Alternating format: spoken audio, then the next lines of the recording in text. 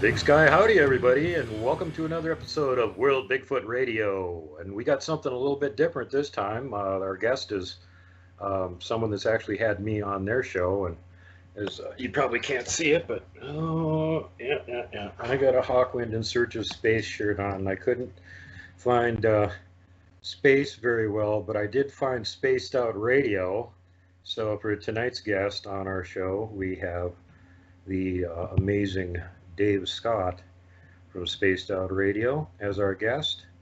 And if you guys are unaware of it, he has a really great show. It's like Coast to Coast AM, only probably better, and it comes out of Canada, British Columbia to be precise. He's on every good radio station, and probably two or three of the lousy ones, but mostly all the good ones. And he has also got a YouTube channel, which is Spaced Out Radio. And every night that he's on, which is most of the time, it's like 5 nights a week or so, you can go there to his YouTube channel. You can hang out and chat. I'm there a lot too. He gets great guests, very consistent, and Dave is extremely knowledgeable. So with that, let me shut up and introduce our guest and bring him on the show. The guy with the voice for radio and the face for movies, Mr. Dave Scott. More like a face for radio and a voice for print. Duke, it's an absolute pleasure. I've got to know you a little bit from being in our chat room during our live shows on YouTube for Spaced Out Radio, and then getting you on as a guest, and your incredible knowledge of the entire Sasquatch field, I think, is unparalleled by very many in this field. And, to be able to have a conversation with you about one of my favorite topics to cover is just phenomenal. So thank you for giving me this opportunity to sit with you and hang out. Right on. And I want to let everybody else know out there, this is another plug for your show, Dave, that I've been coordinating with your talent scout and giving him some really good hints on who they should be having on the show here shortly. So you guys are going to get a chance to hear some of the most amazing Bigfoot researchers you've never heard on a radio show coming up soon here on Spaced Out Radio. So it would behoove you, there's that big word, behoove, to pay attention to Mr. Scott's show and go over there ASAP and as often as possible and check in, make sure you're not missing anything spectacular. Well, thank you. We try and do a good job, and when our listeners want to hear someone on the show, we definitely try and get them on, that is for sure. And Corin's the booking guy. He does a great job of keeping my schedule filled, that's for sure. God, I wish I had one of those. I have to be my own booking guy too. So well, I've had to do it. What it's like. It's a tedious job, isn't it? Oh my God. Well, you've got a set schedule. I can get away with I couldn't find anybody. I'll just be lazy and not turn anything out for a few more days. But you have like a set schedule. You have to have a guest. That's a lot of pressure. It very much is. And doing it 5 nights a week, a lot of people will say we're stupid, we're crazy. Why do we do that? But it's for the love of the field. And I'm a night owl, and my family goes to bed early.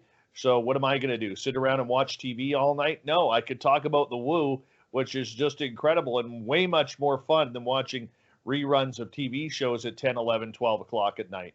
Absolutely. I totally agree with you. And the other thing I'd like to let people know, if they haven't already listened to your radio show or anything, he doesn't do like the short subject thing like a lot of these guys where they have a guest on for an hour and they're just starting to get hot and they're just starting to talk about stuff. Oh, nope, that's it.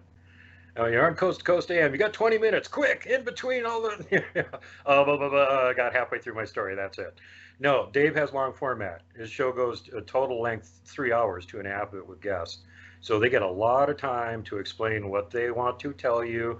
And Dave is very good about picking their brains and asking them the right questions to get the information out of them that you in the audience want to hear.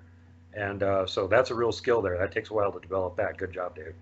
Thank you. Well, for our show, we're not a deep scientific show. I'm not a scientist, and there's a lot of things I don't understand.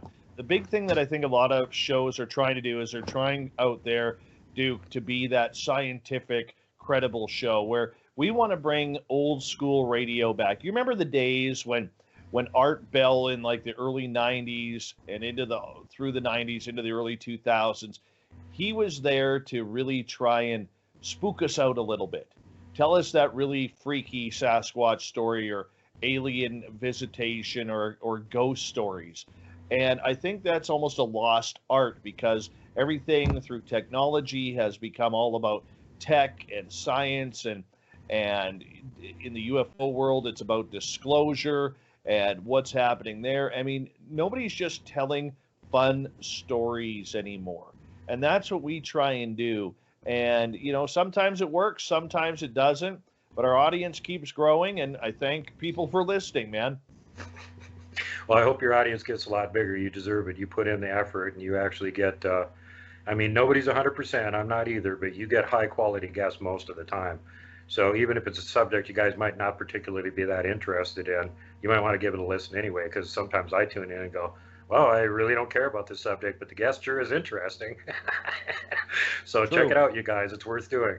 But anyway, let's get to what brought Dave on here, because in addition to being a top flight radio show host up there in gorgeous Canada, he has also had some Bigfoot experiences. And so we're going to give him a chance to tell us all about that. And first of all, I'd like you to start out with how did you first have any recognition that such a thing might exist? When did that happen in your world?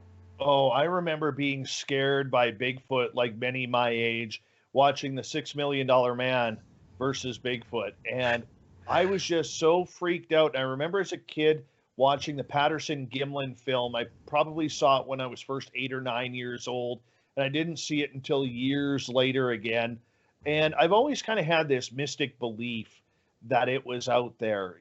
I like to take people at their word, not the hoaxing types, but I get a lot of people who will come up to me and say, you're probably not going to believe this, but this is what happened to me. And I like taking people at their word. I've always kind of been maybe a little too trusting on that.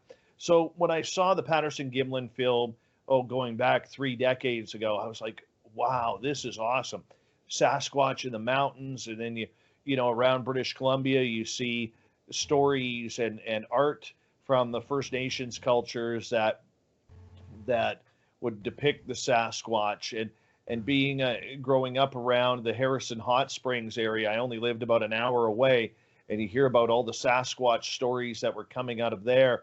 I mean, it's just incredible. It's always something I believed in, but I never thought I would actually see one.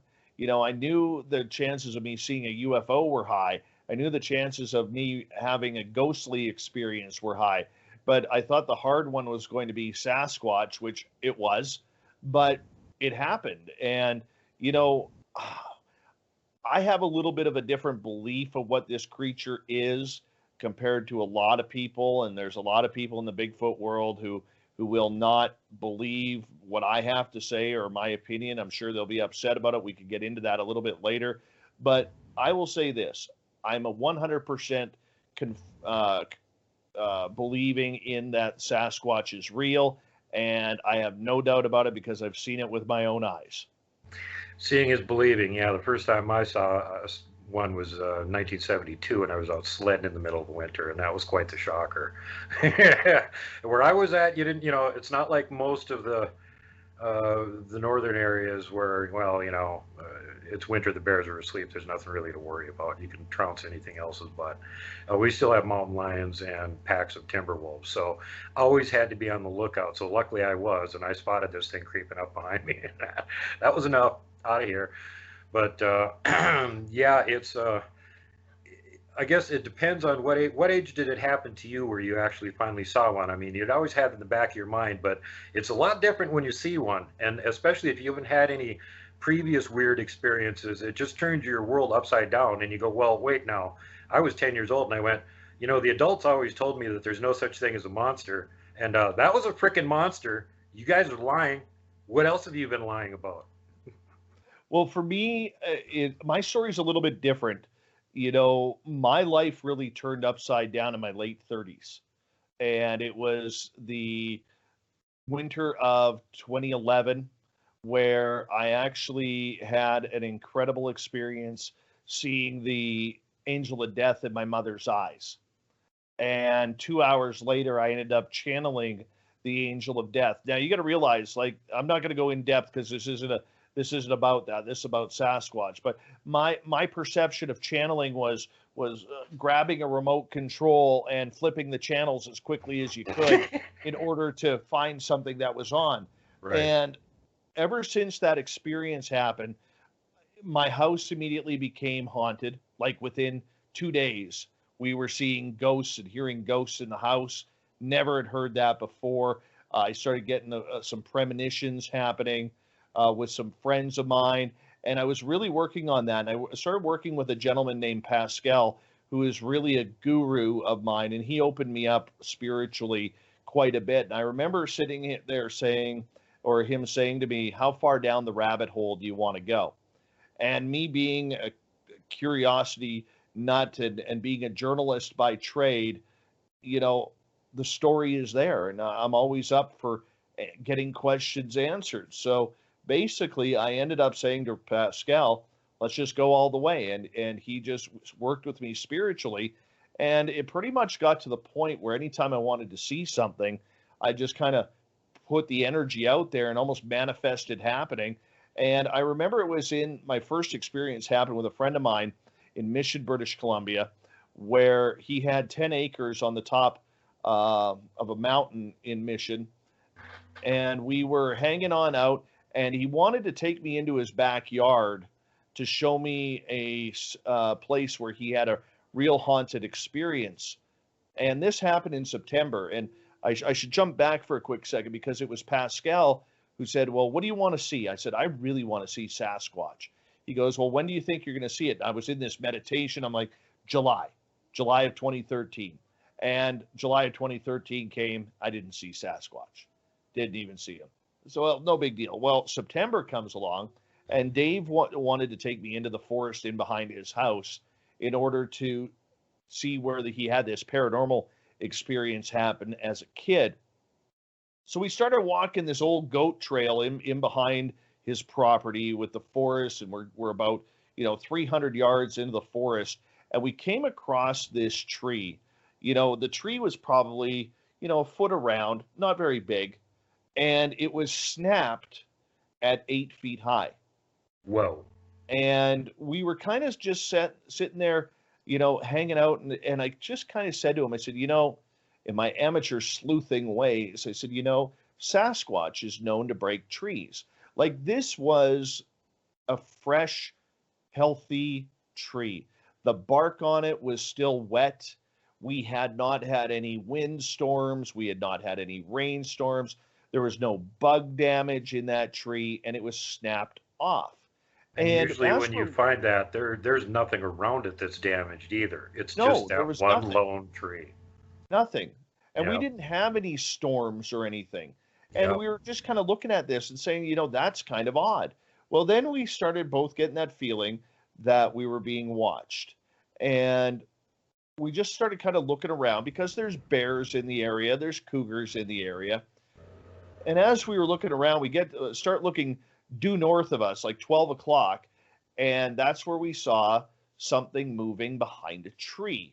And he had these big Douglas firs back there, and in the shadows, it was a nice sunny day, and the tree was casting quite a shadow, and in the shadows, you could see underneath the canopy of the tree, there was a shape that kept kind of peering in and out at us, like in or out, then in. And then we would see the shoulder, and then you'd kind of see it peer around and see half the head. And I said to my friend Dave, I said, "Do you see that?"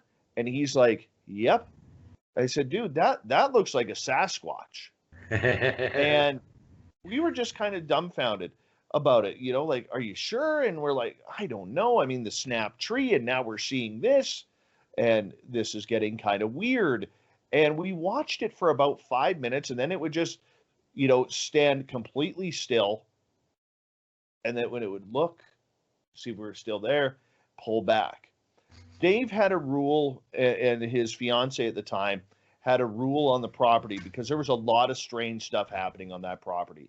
There was UFO activity, there was alien activity, there was a lot of paranormal activity, fairy activity. I mean, you could stand outside of their property and watch all of a sudden these little fairies flying through the trees. And we don't have in that area, we don't have lightning bugs. So I mean, it was just kind of interesting. It was just a weird piece of property, much like a lot of people may equate the ESETI Ranch of James Gilliland's. So here we are, we're watching this, and Dave and his fiance had a rule on their property which was no cameras. Now, a lot of people will say, well, what the hell does that mean? Their idea behind it was they didn't want anything filmed because with all the activity that was happening there, they wanted that activity to be feel free to roam around and not become some sort of scientific project. And they certainly didn't want the property publicized for everything that was going on there because it was just really, really weird. And they wanted to keep it weird. And they wanted, they would watch who was invited over to their house. Like we just couldn't invite a bunch of people. Like I remember I saying, hey, I got friends who'd like to come over, and they're like, yeah, we really you don't know them, so maybe we should maybe go out for dinner and meet them first before we invite them over and show them what's going on. It was a real special place. They don't have it anymore, but I it was just incredible. So here we got the Sasquatch at like midnight, on a clock, 12 o'clock straight ahead of us.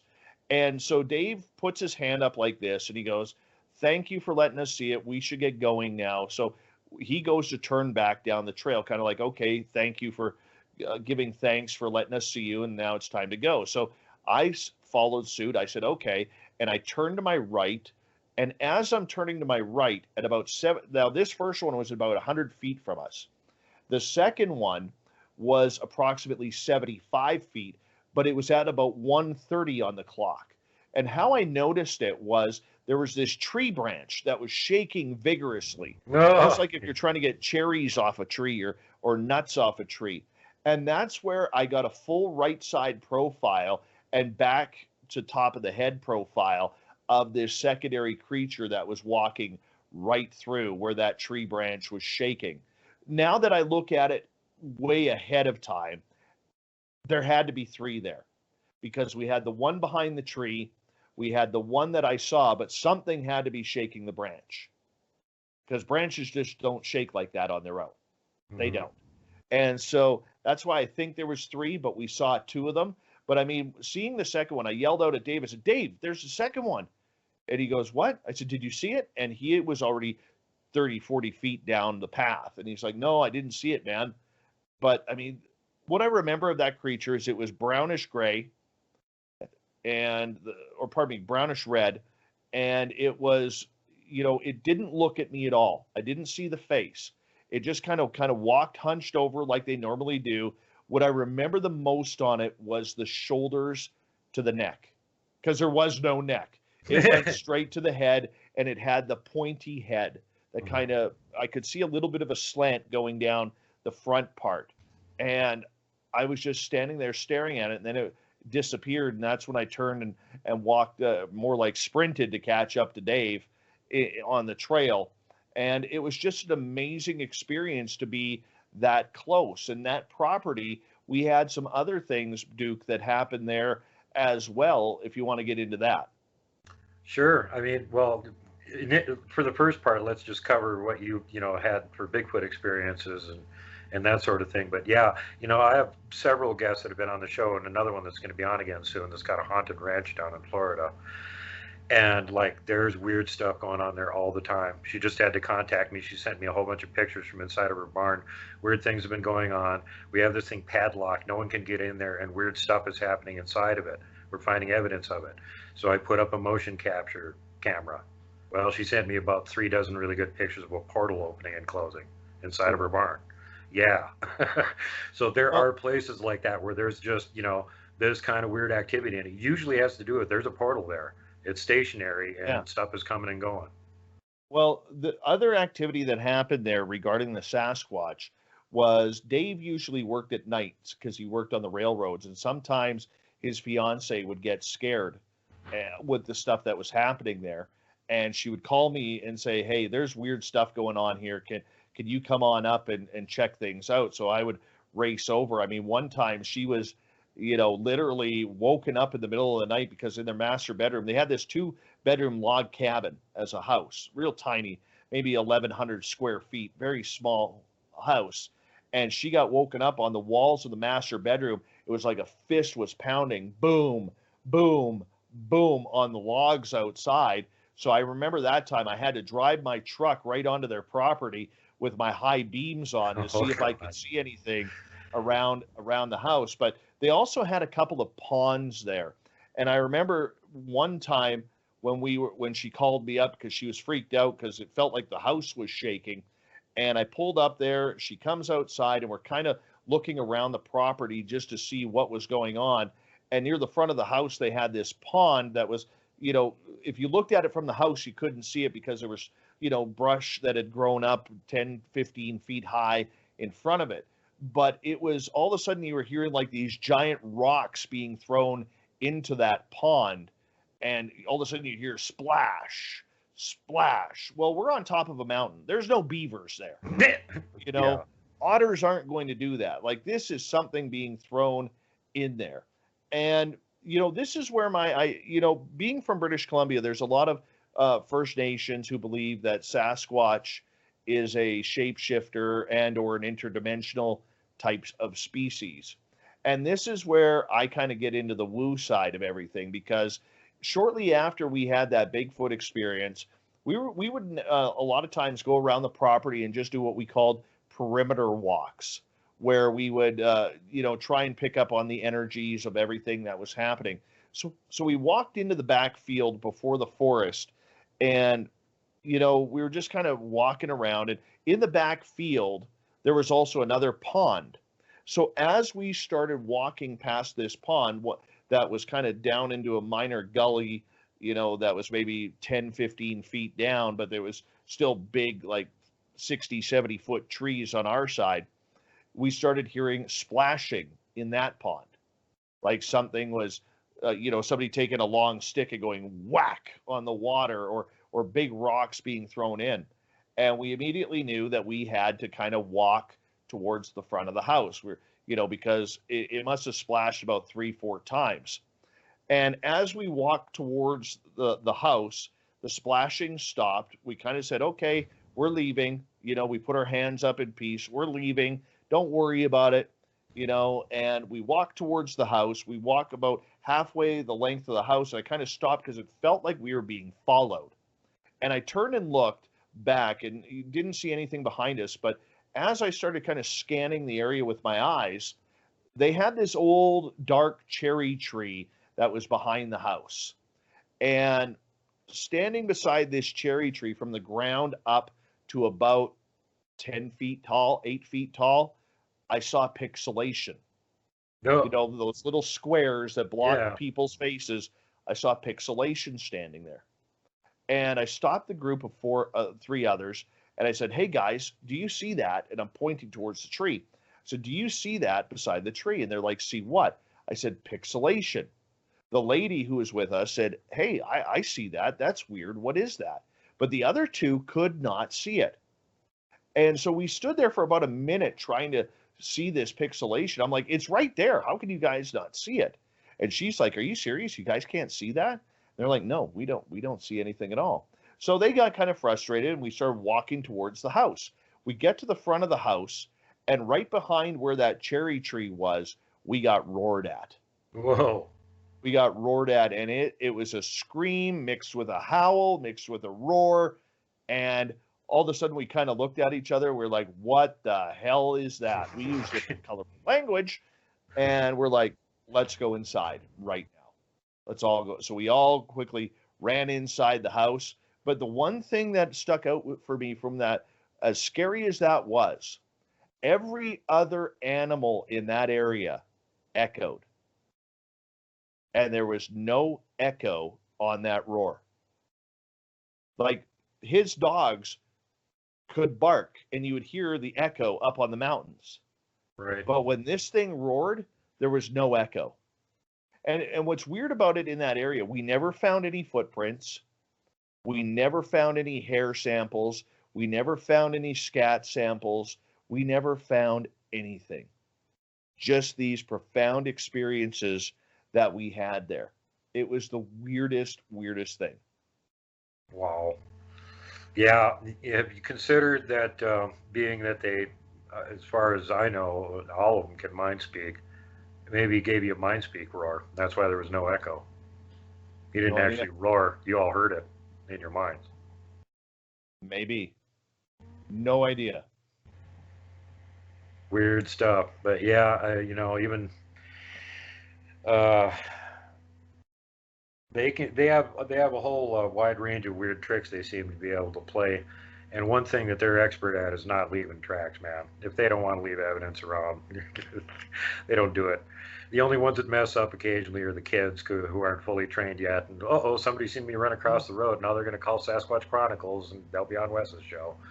And other than that, the big adults rarely mess up.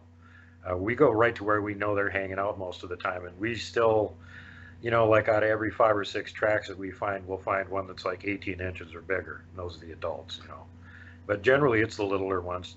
Anything from like 12 to 16-inch tracks. They mess up, and oh, look, there's tracks, there's tracks, there's tracks. Yeah, I mean they're expert at hiding themselves, and I totally agree with you. They have all sorts of methodology for hiding themselves in addition to the usual bushcraft that humans would even be capable of learning. And there's some people that are, my brother was Marine Corps recon sniper, and they can lay under a bush for 3 days straight and not move. That's kind of like Sasquatch level skill. He was in the Philippines and he was keeping an eye on an insurgent camp, and he had gotten to about 50 feet from the edge of the clearing. And then he decided it was time to get out of there, and he was crawling out in the dark, and he reached ahead of him and he touched a wild boar that was laying there sleeping. If that pig woke up, he'd be a dead man, because that would raise the alarm. Everybody in that camp would be out there with machine guns, and he'd be dead. He crawled around it in the dark. It took him 45 minutes, and it didn't wake up. So humans are capable of this kind of stuff. What do you think Bigfoot can do? And yes, they do have other abilities. That is very true. That is very true. So, yep, amazing stuff. And I hear it all the time, man. I get one of my friends contacted me yesterday and said, "Did you see the video of the orb killing the wild turkey?" And I'm like, "What?" "Yeah, somebody filmed a video of an orb and it hit this wild turkey and killed it." Oh, And I'm wow. like, "Wow, yeah, send me the link." And she goes, "I don't think they saw the 3 Bigfoot sitting in the background. There's a really big one there." This is somebody that films Bigfoot all the time, so they noticed that part. Maybe the guy filming the orb killing the turkey didn't pick that out, but A lot of weirdness out there, man. A yeah, lot of weirdness. it is some really interesting stuff. So I bet you, have you had any kind of a Bigfoot related experiences elsewhere? Now you told me that you Yes. have sort of a habituation area. Is this the other area? Yeah. So I moved up from the mission area to central British Columbia in 2015. And, we were, you know, it's tough getting to know people around here, especially if you're a city slicker like I am. And a few months after living here, I met this guy named Mike, who single guy, retired at 50 years old, and just kind of enjoying life. And we started talking Bigfoot one day, and he's like, I'm really into that subject. And he'd go out and and start listening to the show, and he'd go out into the forest and do his hunting for grouse or rabbits because he liked wild game for dinner and the natural type of meat. And one day he's out traveling this logging road. And if you've been around logging roads, you know how hard packed they are. To even Yeah. put a tire track on them is darn near impossible if they're Yeah. really hard packed. And so here's Mike, and he decides out of nowhere he's got to stop because he has to take a pee. And so he gets up, gets ready to do his thing. And just as he's about to start to take a piss, he looks down and there's a track. And it's about an 18-inch by about 9-inch print. Well, So he grabs a photo of it and quickly texts me. He's like, dude, you're not going to believe this. And I just happened to be at a conference in Washington State talking to the Bigfoot guy there at the exact same time when this phone call comes in and these text messages nice. with the Good photo. timing. Yeah, it was fantastic. And Mike is just like, oh man, you gotta believe this. You gotta see this. I gotta get you out here. When are you home? I'm like, dude, I can do it in 5 days. So 5 days later, Mike, my buddy, and my neighbor Tony and I, we drive out to this area where the footprint was, and sure enough, there it is.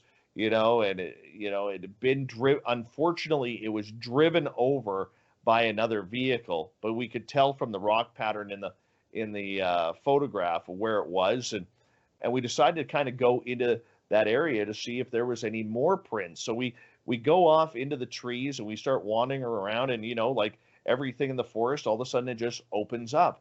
And Tony's like, "Hey guys, check this out." And that's where we found the second print, which was about 15 inches by about 5.5 inches. Nice. And so we ended up setting up in that area a gifting site. And before we set up the gifting site, we'd go in there, kind of, play around. We kept it very quiet. Like if we would hear traffic, 100 yards away driving by us, they had no clue that we were even in there looking for Sasquatch. And we set up the gifting site, and we'd go back there every couple of weeks, every 10 days to 3 weeks to check it out. And we didn't really get any movement. There was some movement right at the beginning where I went to the dollar store and got some of those round glass colored rocks, and I made patterns in the ground. One was a happy face, the two eyes, and then the smile. I did like on a dice the number 5, so all 4 corners, 1 in the middle. I did a straight line, and probably a couple months later, we went back there, and the rocks that were on the 5 were moved, but they were about this far apart. But when they found their new area, what was weird is they were pressed into the ground and still that far apart, the same distance. And that's all that ever moved there. We would get some movement with some cars. We had some Hot Wheels cars up there because I went and found the brightest Hot Wheels colored cars that I could find. Really bright red, bright yellow, bright green. And at certain times we thought there may have been movement, but everything was really naturally explained. And then in 2017, we got hit by major forest fires in our area, and our entire community was surrounded. And I got stranded up here. My family was down on the coast. I couldn't get out. They couldn't get in. And after the fires, I met a gentleman named Mark, who is my best friend, and he's an outdoorsman. He's a hunter. He used to live on Vancouver Island, being a cougar tracker and a wolf tracker. He's been a hunting guide, very, very well skilled outdoors. And I remember when I first met him, he's like, "I don't believe in this Sasquatch thing, man." He goes, "Out of all the years that I have been investigating," he's like, I would have seen something. And he wasn't an investigator, pardon me, but hunting. Yeah. And he goes, "I would have seen something. I've never seen any prints." And Mark's the type of guy where he could look down on the ground and he sees prints. He could tell you what animal, how long they've been there. I mean, the guy is incredible. Just a vast amount of knowledge in the forest.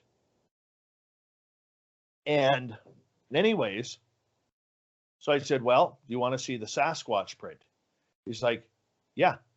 So I take him out to where the print is, the 15.5-inch print, and I take him there, and he kneels down and he's looking at it, and he is just dead silent. And all of a sudden he opens his mouth and he's like, "What the hell is this? Dave, what the hell is this?" He goes, "This is unbelievable. This isn't supposed to exist."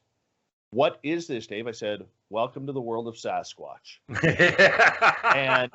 and he's enjoy the woo. He kneeled down there for about 20 minutes, just staring at it, taking pictures and touching it and everything. And it was just awesome to watch. So we started going back there every couple weeks. And the first time we went back there, we started hearing some heavy stepping in that area. Heavy steps, like thud, like it's either a moose or it's something else, because it was just, really deep thud sounds. And I remember one time we heard 3 of them that on this occasion, and Mark took his gun and he slowly cocked it as loud as he could. And all of a sudden the forest went silent. And what was funny is we still had that feeling that we were being watched. And one thing that I've learned in being in this field, Duke, and you may have it as well, I don't know, But have you ever noticed that there are certain areas when you go into a forest, your eyes just keep going back to one spot. You know there's something there. Your intuition tells you there's something there. You may not see anything, but my eyes kept going through this row of trees, and I'm staring, and I'm like, there's got to be something there. Or is there? And then I look this way, nothing, and then right back to that spot. And it's funny because I kind of said it real quietly. I said, come on. I said, I know you're there. Give me a sign. And I waited, we're waiting and waiting. And like 10 seconds later, nature's security alarm goes off. A squirrel, right where I was looking. All of a sudden, the squirrel just starts yip, yip, yip, yip, yip, yip, yip, yip, chirping away like there is something down there that set it off. Yeah. And I yelled out, "Thank you." I didn't see anything, but it was one of those personal confirmations. Look, a scientist is going to say that's nothing. A squirrel can make noise at anything. But the one thing that I've learned through the whole Sasquatch thing is coincidence means there's something there. Yeah, I really don't believe in coincidences. I've seen such really weird stuff happen. Exactly. I had several First Nations people tell me that they can basically use some animals as drones. They not only have them, trained to watch it, like they have crows and ravens that they can train to watch their territory. Humans get too close, make a racket, fly in my direction, keep making a racket. Let me know. It cuts down on the amount of sentinels they have to have watching the border, right? And we know they do that out here. We've caught them doing it. We've tried it. You go one direction off the trail, no reaction. You go the other direction, ravens go nuts and fly over into the next valley every single time. And you try to sneak past on that side, as soon as they catch sight of you, they go nuts and they fly over into the valley every single time. But what we're seeing up at our other camp is that, and I saw this happened like 3 or 4 times before I started really questioning it, but every time we're up there, deer are coming into camp. And I mean into camp, like literally 6, 8 feet away from you, wild deer. And they don't seem to be scared of you at all. And they'll hang out in camp for an hour or so. And then they just kind of wander off again. The first time they came in, they stayed all night. It was a mom and 2 yearling daughters. They're not the same deer because we've been videotaping them. And every time we go up there, we've got different ones coming into camp. Well, people aren't up there habituating them. As a matter of fact, one time it happened, it was deer hunting season. And there were hunters on the other side of the valley earlier in the day with bows and camel, and here's these deer wandering into camp. What the hell is going on? Right. Well, we have another gifting site that we set up. And this story actually started in 2018. Up here where I live, in the forest about 25 miles from where I am right now, we have Canada's largest unsolved mass murder. Wow. And that happened on July 8th, 1965, when there was a bomb that went off on a Canadian Pacific Airways DC-6 airplane that was en route from Vancouver to the Yukon. And it blew up, and long story short, 52 people died. And so my buddy Merle, and if you're familiar with my show, you'll know who Merle is. Yep. And Merle comes up here one day and he's like, dude, I want to do a paranormal investigation up there. And I said, okay, but we got to keep it quiet because there's still a lot of the survivors who have people and friends and relatives who live in my town. And so we go up there, and my buddy Mark comes with us. He's our armed guard. There's a lot of grizzly bears in that area. There's cougars, there's lynx, there's bobcats, there's black bears, a lot of stuff that could kill you. Mm-hmm. And so not even counting the cryptids, just the normal stuff. Yeah, exactly. So Mike starts doing the investigation around the crash site. And after about an hour, we're kind of they have this mini cul-de-sac right on the edge of the crash site. That's where they brought the recovery vehicles into that area. And it's kind of become almost like I hate to say it, like people will camp there every now and again. There's a stand up there for deer hunting and that kind of thing. So Mike says, guys, let's go in behind the crash site. Maybe there's more debris. I didn't know. Mark didn't know. Well, it doesn't. We're already there. It doesn't hurt Yeah. to all of a sudden have a little bit of discussion and check it out. We're right there. So we go walking through this deer trail, and it takes us through these trees, and all of a sudden this meadow opens up. This small meadow. It's maybe 40, 50 yards wide or long, pardon me, by about 20 yards wide. And Mark stays in the trees because he had being the one who was armed, he had a full view in case any predatory animals came up and snuck up on us.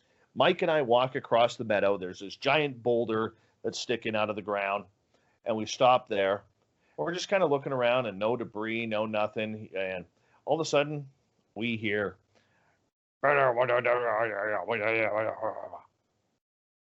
just like the samurai sounds. Okay, so I look at Mike, and Mike is a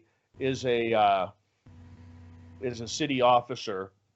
What do they call that? A bylaw enforcement officer is his trade, down near Vancouver. And so he goes into cop mode. And I said, "Hey, Mike, did you hear that?" And he goes, "Hear what?" I said, "That noise, that talking." And he goes, "Yep." So we look over at Mark, who's probably 30 yards away from us, and we're like, "Hey, Mark, did you make any noise? Did you need anything? Were you calling us?"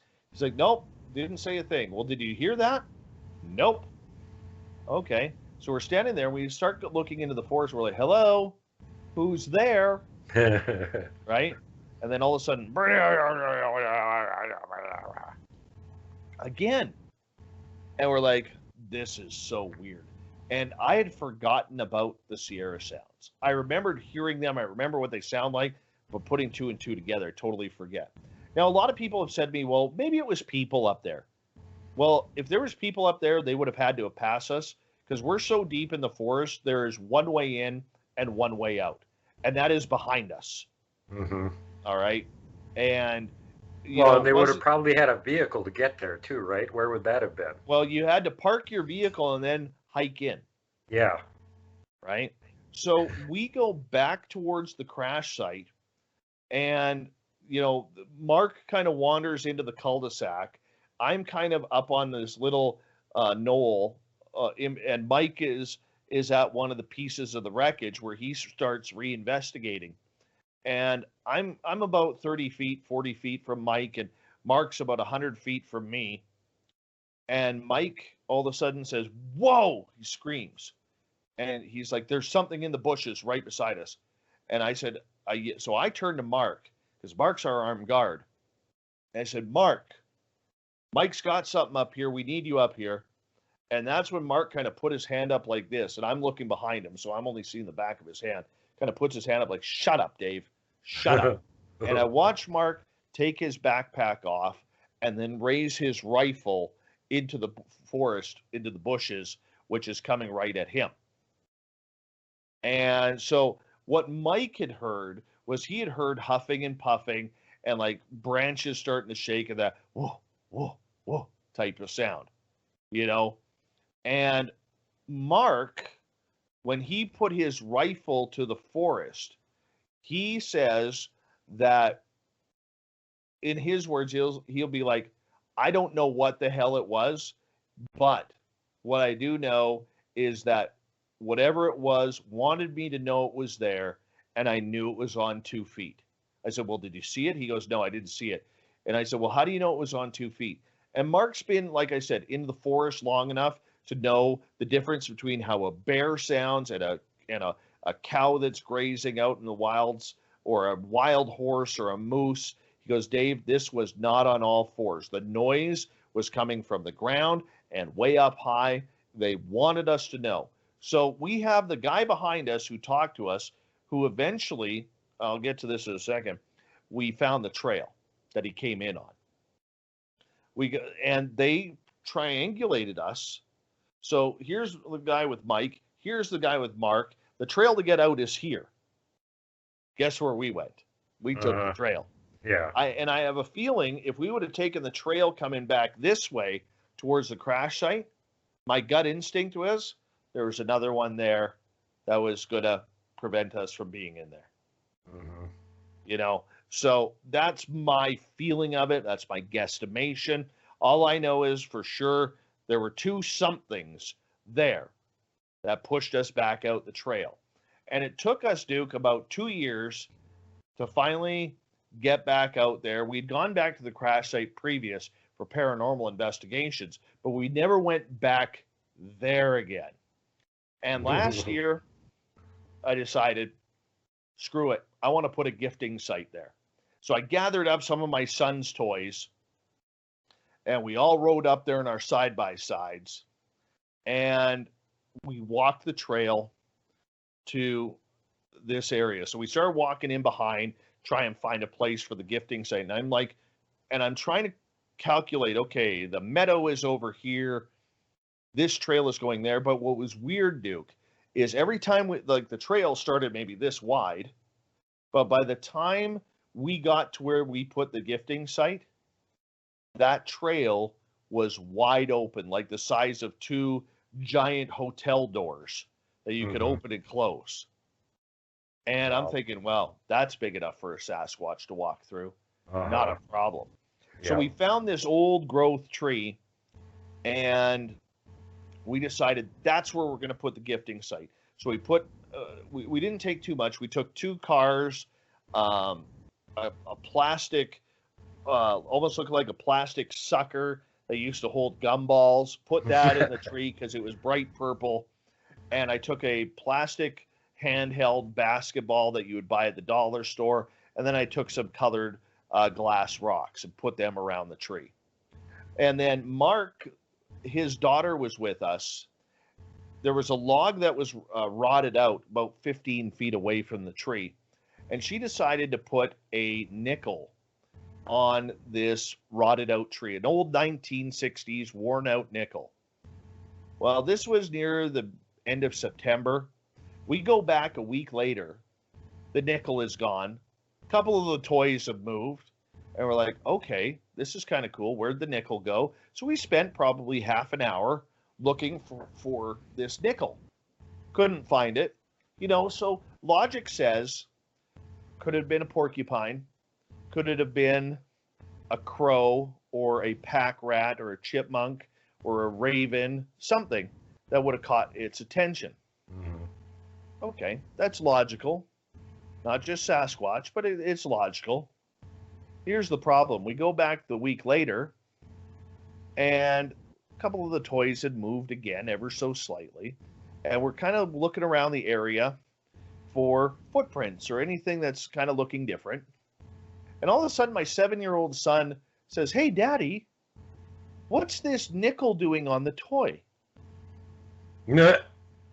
What? So I race back to the tree, Duke, and on this little purple sucker that I have the stem sticking out of the tree, it's on an angle. Right. Okay, so imagine the big ball right there. Right. On top of that circle of that orb, plastic orb, is a 2019 Canadian nickel. So not the same nickel. Not the same nickel, a different nickel. So the original one was worn out from the 1960s, and now we have a 2019 nickel sitting on top of the toy. Wow. Dude, Bigfoot swindled you. The older nickel had more actual metals in it and had a higher actual Exactly. value. Ripped us off. But here's the interesting part about it. Okay. I was telling a good friend of mine and a good friend of Spaced Out Radio's, Dr. Bob McGuire, who used to be the head of the mathematics and science department at Virginia Tech University. Mm. Pretty brilliant guy. He's got his name on 20 satellites up in space that we know of. Cool. You know, excuse me. He says to me, "Dave, you're missing something very important here." And I said, "What am I missing?" He goes, "Human logic." I said, "What do you mean by that?" He goes, "Dave, when you put something down as a human, you put something down on a safe surface. So for instance, if my hand is a table, I'm not going to put my cell phone on the edge like that because the chances of it falling are high. I'm Right. going to put it in the middle of the table where it's going to sit and it's not going to move. Mm-hmm. You see what I'm saying?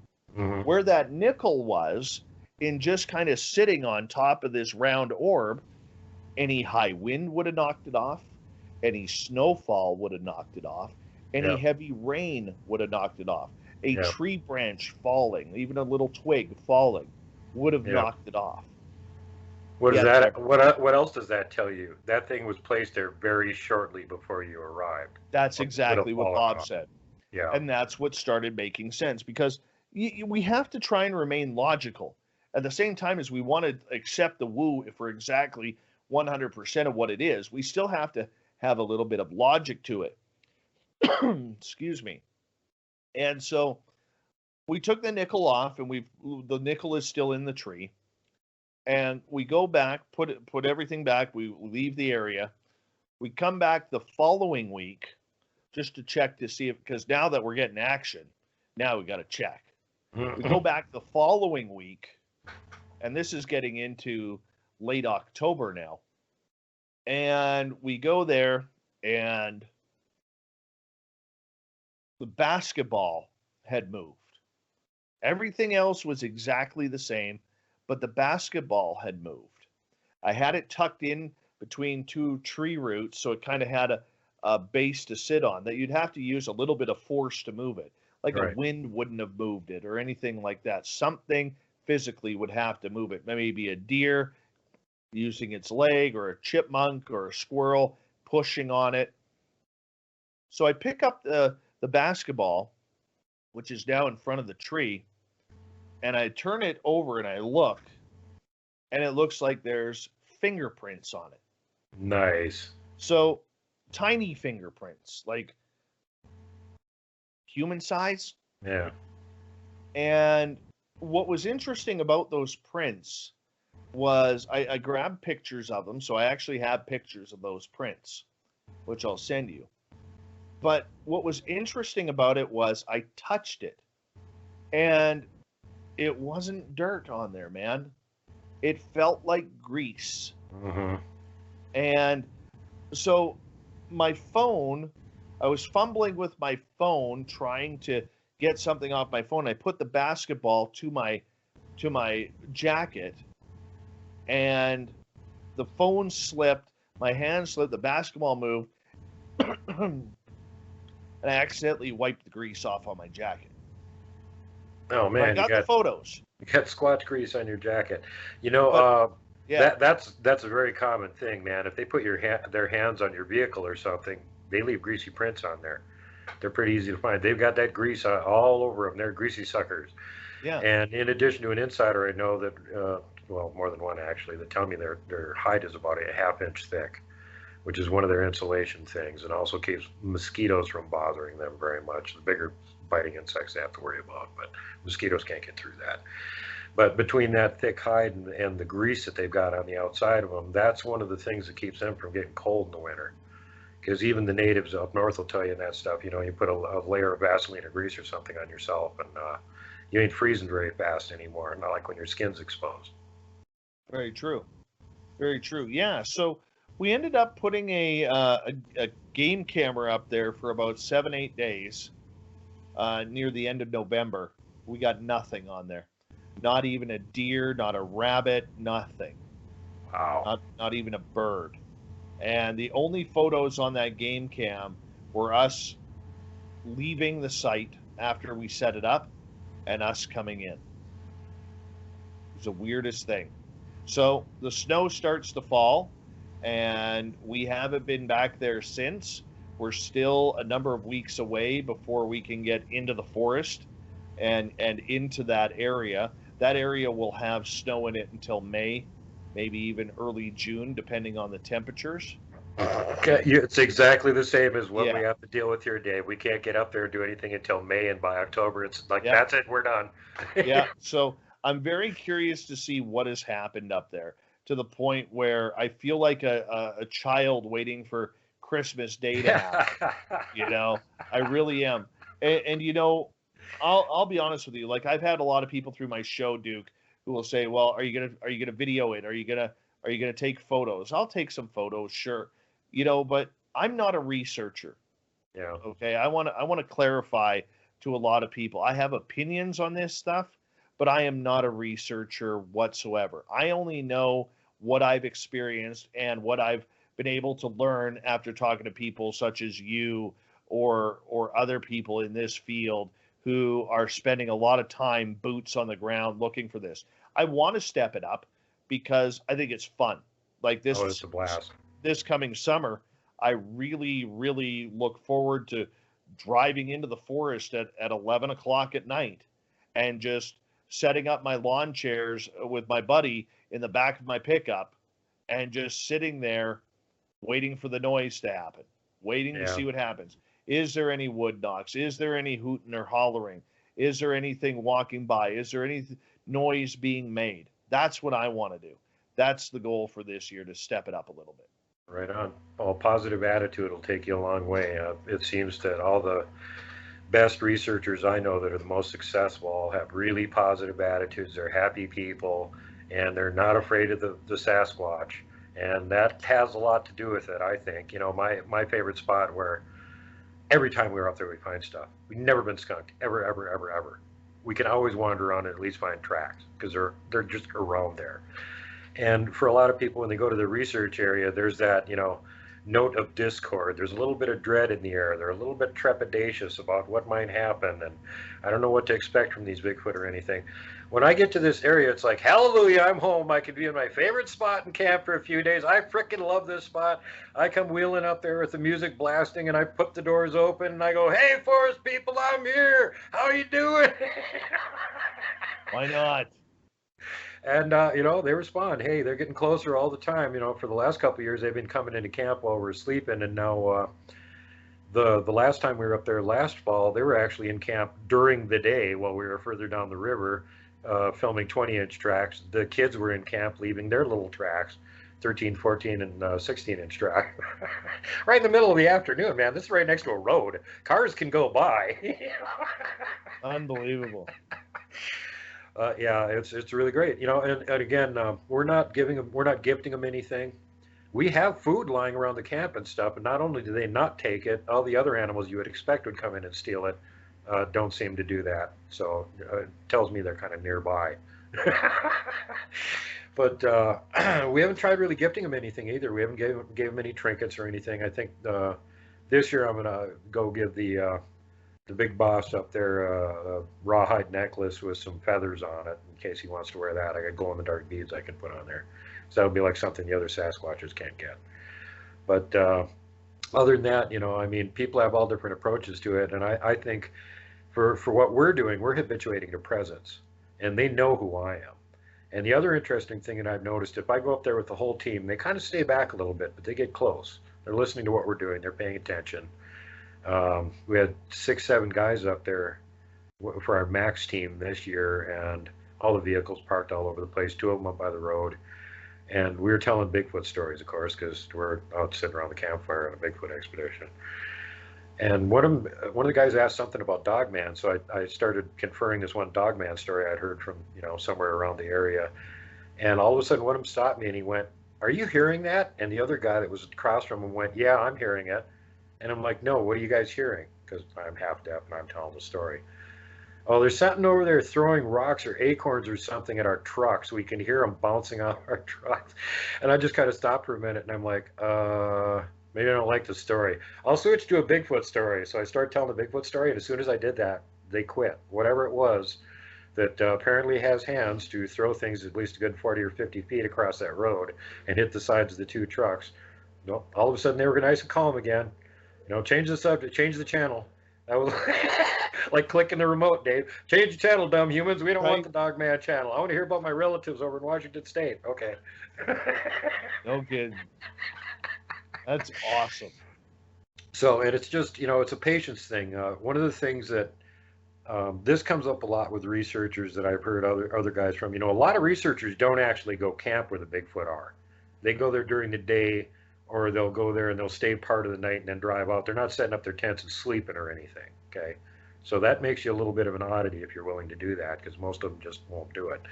And I've been in places before where I know they're around, and I've camped there by myself for weeks at a time, and they come right out to camp. You're only one person. They're not worried. Once they get to know your intentions and stuff, and they've been around you enough, and I'm up there bringing new people all the time, and everybody's happy-go-lucky, and oh my God, this place is so beautiful. I love it so much, and they're saying this out loud. So if they're listening, they're like, oh yeah, again, he's bringing people that think our living room is awesome.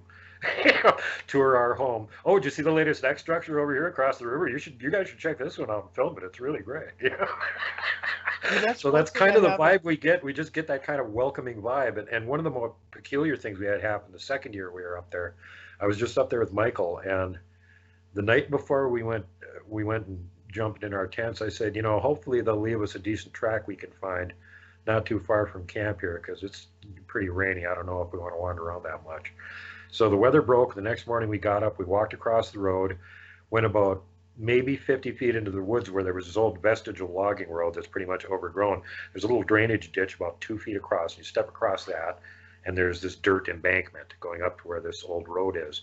Right in the middle of that, the most frickin' obvious place it could possibly be is the most obvious 18-inch track you've ever frickin' seen in your life. And I got Mike behind me, and I go, hey, Mike, throw a tape measure down, get a picture of this one. I'll go forward and find some more. Unbelievable. Yeah, but it's just like, we asked them, hey, can you leave us a track? And well, the next day, there's one less than 100 feet away from camp, right there. I mean, it could have been accidental. That's Maybe not. But again, this is like, one of the most obvious freaking places. This is where the trail goes. You're going to step across this little drainage ditch, and you're going to see my track right freaking there, It's like they knew. Exactly. It's like if they wanted to leave it out in the open for you to find it, that was the best place they could have picked. Because it's not packed down like the whole area around camp where it's hard to find a track. It's kind of a little bit mushy because people aren't walking on it all the time. Something that weighs 800 pounds can leave a track there. But look, the ones that are that big, they don't screw up and just randomly leave tracks in an obvious spot like that right next to where humans are camping. Right? So again, that points me toward they're actually listening, going, oh, all you want is for us to leave you a track? Okay, sure, we'll do that. What's amazing is how can they understand the language? Well, they listen to us all the time. I mean, even if you didn't understand English and you were out in the woods, like somewhere in Russia, and spent 10, 15 years spying on the humans over there, you think you'd pick up Russian? True enough. They know a lot of the basic words that we use, the simple words and stuff. They know exactly what that means. And even observing like a camp with a few people camping in it, if they're watching them interact with each other, they'll figure out what your names are. Because you say, hey, Paul, and Paul turns his head. Well, now they know that's his name. Makes very good sense. That's for sure. So I think to a certain extent, they do understand a bunch of our language, the simple words and stuff. And I've had people in other countries corroborate that too. They understand parts of their language in the other countries too. And then the other thing is that apparently they can mind speak with each other. So they can probably at the very least read your surface intentions. They can't read your thoughts like a script, but they can tell if you've got good intentions, bad intentions. Are you here to say hi? Are you here to go hunting? What are you here to do? No, absolutely. I remember I was taking a friend of mine out to one of our gifting sites, the original one, and we walked into the forest probably 35, 40 feet, and we got growled at from about 30 feet away. I don't know whether it was a Sasquatch, a cat, or a bear. I don't know, but it was one of them deep, dark growls like, come any further, we're going to have trouble. And I remember I just kind of put my hand up and I said, okay, thank you. We're going to leave now, and walked away. And what makes me, one thing that's always stuck out for me about that was this was right in the middle of late September, where animals are feeding on anything they can find. Right. Anything that they could find. And whatever this was, animal or Sasquatch, I lean towards an animal. I think it was either a cougar or a bear. Um, that animal heeded my message and did not even come out to say, "Hey, what are you guys all about? Let's sniff you out a little bit." We didn't even get that. Didn't even see the animal of what it was. So I agree with you. I think animals do sense any type of intention that may be out there. Yeah. Yeah. And, we have more than enough evidence of that from experienced hunters. Like Steve Yeah, Isdall, How to Hunt. He'll tell you the same thing. You can sense that sort of stuff. If you're enough of a woodsman, you can sense being watched, and you can also sense the intention of what's watching you. Is what's watching you a deer, or is it a predator that wants to eat you? You can tell the difference. So how attuned are these guys' senses? They see you absolutely. walk into the woods and they're like, "What's this jabroni here for? Where's the gun? I can smell the Right? gun oil." You know. Oh yeah. Oh yeah. Yeah, they're absolutely amazing dudes. That's my opinion on it. And constantly surprised at how how smart they really are. People always, I think that's one of the reasons why most researchers fail so miserably, because they keep underestimating how smart they are. They're just as smart as we are, and they are masters of their environment. We're idiots toddling around in the woods. We don't live there. The ground is crooked. I can't walk on it. Oh, I just bumped into something. Oh, that's a tree. Where the hell am I? I can't see anything. Where's the road sign? We don't know nothing. And so for them to avoid us is like an army ranger trying to avoid 3 or 4 5-year-old toddlers bumbling around the woods. It doesn't take very much practice to do that for them. Right? And I get that all the time, Dave. I get those comments too from people going, "Well, I've been out in the woods for 40 years doing all this hunting and stuff, and I've never seen a Bigfoot." Well, Bigfoot's seen you plenty of times. Their job is to hide from you. They're pretty good at it, huh? You got that right. And I think there's a misconception too that because there's been so many reports of Sasquatch being stinky like a skunk, that automatically they're going to be stinky. You I know, agree with you. And the majority of the time they've been around me, and I'm talking within 5 feet, they don't have any smell. I agree. Uh, so that is not true at all. As a matter of fact, what we've been able to figure out is that smell comes from high agitation. It's like a human, if you're working out too hard, or if you're freaked out, you start sweating, your armpit sweat. Well, that could be it. We don't know what gland it is that's producing it, but when they get highly agitated, stressed, scared, anything uncertain, that's when they start stinking. And a lot of that happens in conjunction with them doing that leaning out from behind the tree to look at you thing, because they're not sure what's going on. And sometimes when they're doing that, they're working themselves up to have enough aggression to go, "I'm going to blow up charge this stupid human and chase them out of here." And that's really what they're trying to do. They're trying to work up the gumption to go after you. In other cases, they're just curious. And especially if you see them doing it and they keep doing it and you're not hostile or anything, they're just peeking at you. Yeah, I've heard so many reports. They've done that to some of the people that I've taken up there before. They were doing that with Kevin when I had him up there, summer 2019. And he goes, "Kat, are you seeing this over in the hill?" And she's like, "What?" "Look behind that stump over by that fallen tree and the tree next to it." And she catches it the very last time he peeked out, and then saw she was looking too, and pulled his head back and wouldn't peek out again. But Kevin had saw him do it like 3 or 4 times, and she caught the last one. It was like, yeah, they're right there. That's about 70 feet away on the other side of the river on the hillside watching you. Yep. Man. Lots of fun. Well, did you have anything else you wanted to add, Dave? I see we're well over the hour mark here. Yeah, you know what? The big thing that I would say, Duke, in regards to Sasquatch is this. Too many times, and I'm saying this as somebody who's interviewed dozens upon dozens of Sasquatch researchers over the years on Spaced Out Radio. If you're getting into this field, remember, we're not conducting opinion. We're conducting research. Yeah. And too many times there's too many people out there who are squatching it up, and I hate that word squatch, okay, who are conducting a lot of opinion. The reality is this, and you can agree with me or disagree with me, frankly, I don't care. We don't know what we're looking for. We can only assume.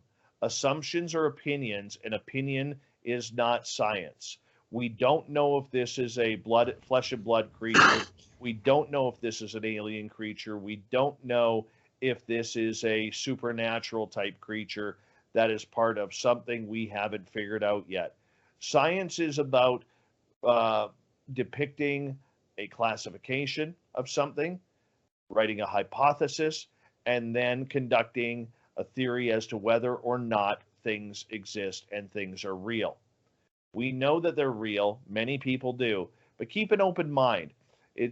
Because when you get researchers out there who are editing their the stories of eyewitness accounts, when you get people out there who call this a monkey or Gigantopithecus, to me, those are researchers. There's no point in even having a conversation with them because they're conducting opinion and they hide behind the word science. Probably the biggest fool's gold that we have in this entire paranormal phenomena is the word science. And if you take a look at what science is, which is proving or disproving theory, we got a lot of people disproving theory on opinion rather than conducting the true investigation that needs to eliminate that theory.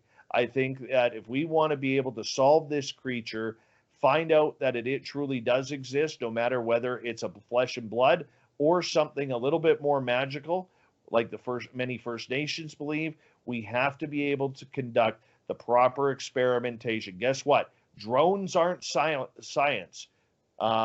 Voice recorders are not science. Footprints are not science. They're nothing conclusive. So let's not act like it to make ourselves bigger than what we are. However, according to science, DNA is science, and we do have the Melville Ketchum study, so they can take that and shove it in their pipe or up their other ventricles and do what they will with it. Exactly. And I totally agree with you, because there's a lot of people out here that are just doing this as hobbyists, or they're interested, or they're clickbait meisters and they want to have a show or whatever. And if you haven't got your butt in the field and your boots on the ground, I'm not interested in hearing what you got to say, because you have no firsthand information. First of all, anybody can be an archivist and regurgitate other people's opinions, stories, whatever. That doesn't make you an expert. Get out there in the field and see if any of it holds up in the real world. And then if you want to get better information, you talk to a whole bunch of other people in other parts of the continent or the world that are doing the exact same thing, and you start comparing notes. This keeps happening. Do you ever see this in your area? Yes. I've been wondering what that was all about. Well, so-and-so over here in Australia says he's seeing the same thing. You're kidding me. No. Okay, I better keep a closer eye on that. See, this is how science advances. I'm not here to sell Bigfoot to science. Science can kiss my ass. They've been nothing but a problem the whole time that we've been dealing with us getting in the way and not doing anything. We're the ones that are going to solve this, and afterwards we're going to throw eggs at science and laugh at them. And we're damn close to having it done at this point. We've already got the DNA sequenced. We already know they're real. There's more than enough evidence for that. Science wants to go la la la la la la la la la la la. Here's what science can do. I don't give a shit. I'm not here to sell anything science and kiss my ass. Bottom line is that real science is not having an opinion. It's going out with an open mind and looking for what's actually happening.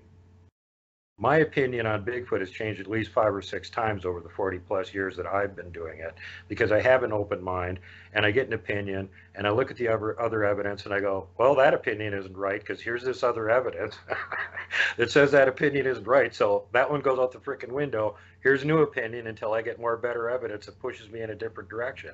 And a lot of the stuff with Bigfoot, like any other creature, any other animal, they are patternable. They do certain things in certain ways. And when you start figuring out those patterns, it's a hell of a lot easier to figure out where they are, what they're up to at certain times, and get closer to them. And again, this is science. This is not supposition. It's testable science. If I look at a topo map and go, okay, I think they're in this area because of this, this, and this, and I go there, and every time I do that, I find Bigfoot sign there, there's something to that. That's testability. That's science. Okay? That's the difference. Right. Well, that's why you're much smarter at this than I am, my friend. No, it's just that I've been at it for 45 freaking years, Dave. I've been doing this my whole life. True. So. And I got finally smart enough to go, don't even bother having an opinion, even if you're right, because you're probably wrong and you'll get more evidence and it'll change again. So just have an open mind and look at all the evidence. I think Dr. John Bendernagel probably said it best. He was talking to, if I remember right, he was talking to Wes about it. He said, look, if somebody comes up and tells you they saw the Jolly Green Giant, you might listen politely to their story. It's probably interesting. But if you got 5 or 6 people from the same area that don't know each other all telling you they saw the Jolly Green Giant within a couple years of each other, you need to get your butt out in the field and do some research. There's something going on. You got that right. You got that right, Duke. All right, brother. Well, thanks so much for being on the show. Thank you. And I'm really looking forward to coming and visiting you again over on your spectacular show. And again, just to remind everybody, we are talking about Spaced Out Radio on all the good radio platforms and on YouTube. Anything else you want to add, brother? I just want to say thank you to you and your audience for doing everything that you do and allowing me the opportunity to share my Bigfoot stories. It's not often I get to share my own stories, so it's kind of refreshing to do so. And if your audience is interested, please give us a follow on Instagram at Spaced Out Radio Show and on Twitter at Spaced Out Radio. Duke, thank you so much for your awesome time and generosity. You're very welcome, brother. Thanks for taking the time to stop by and tell everybody your encounters, because this is how things get moved forward. People come out and they go, "Hey, look, this happened to me too." I'm not just a show host that talks to people that have weird stuff that happens. Weird stuff has happened to me too. That's how I got involved in this, and that's the same page I'm on, brother. So, again, you got that right. Wonderful visiting with you, and thanks for stopping by. I really appreciate it, man. Thank you, my friend. Take care. Alrighty. And everybody else, don't hug the Wookiee.